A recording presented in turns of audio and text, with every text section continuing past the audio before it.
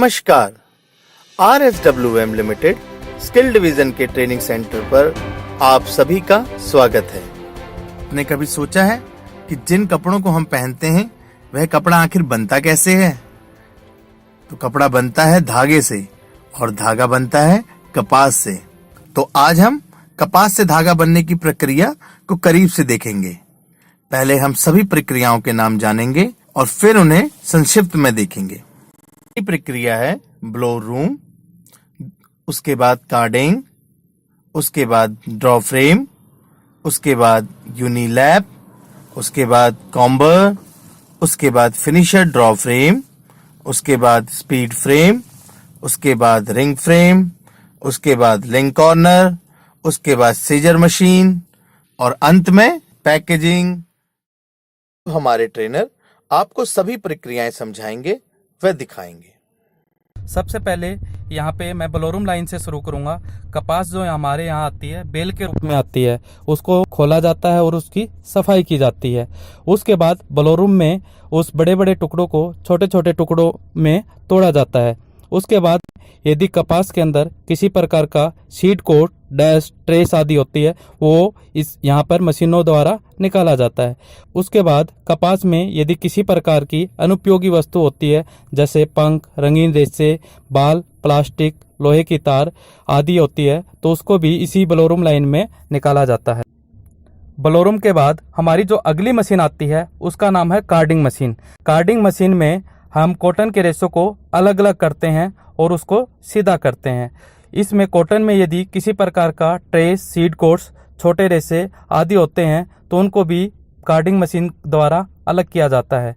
इस carding machine में खुले हुए अच्छी कॉटन के रेशों को इकट्ठा करके उनकी एक डोरी बनाई जाती है जिसे हम स्लाइवर कहते हैं।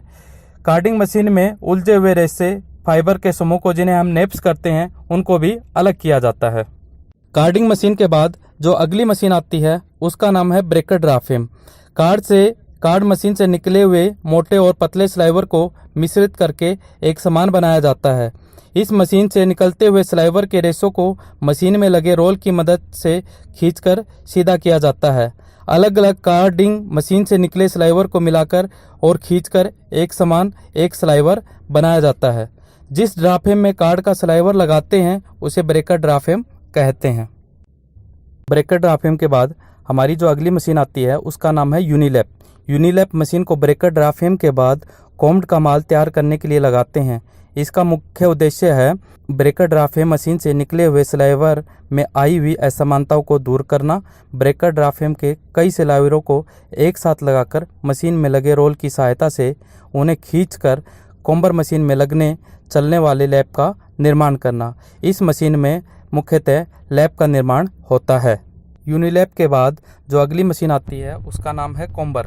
कोम्बर मशीन को हम इस प्रकार भी समझ सकते हैं जैसे कि हम अपने बालों में कंघी करके साफ करके उनमें लगी गंदगी दूर करके उन्हें साफ करते हैं। ठीक उसी प्रकार कोम्बर मशीन के द्वारा यूनिलैप से बनाए गए माल को कंघी द्वारा साफ करके स्लाइवर के रूप में तैयार करते हैं।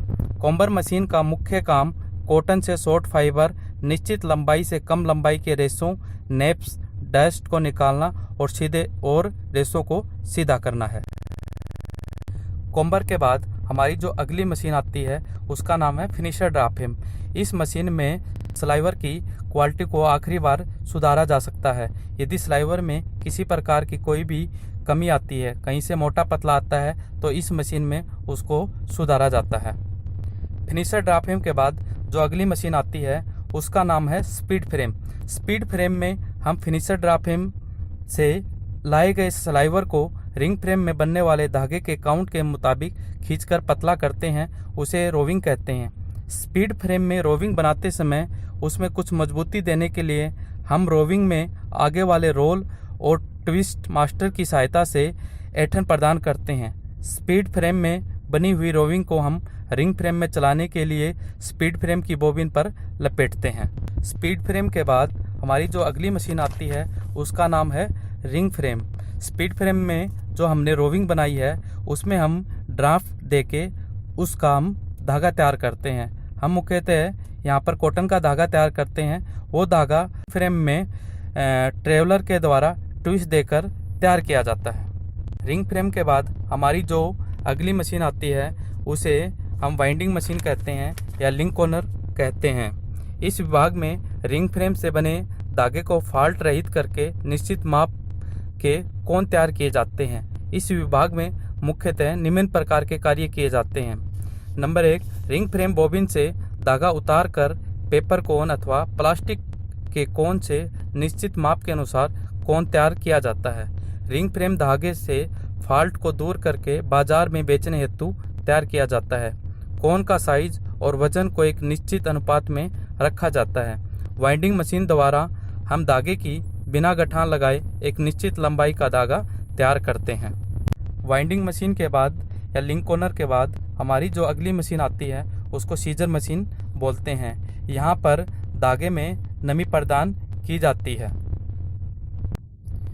सीजर मशीन से माल निकलने के बाद उसको कार्टून के अंदर पैक किया जाता है और उसको फाइनली गोडाउन में डिस्पैच के लिए रखा जाता है। धन्यवाद।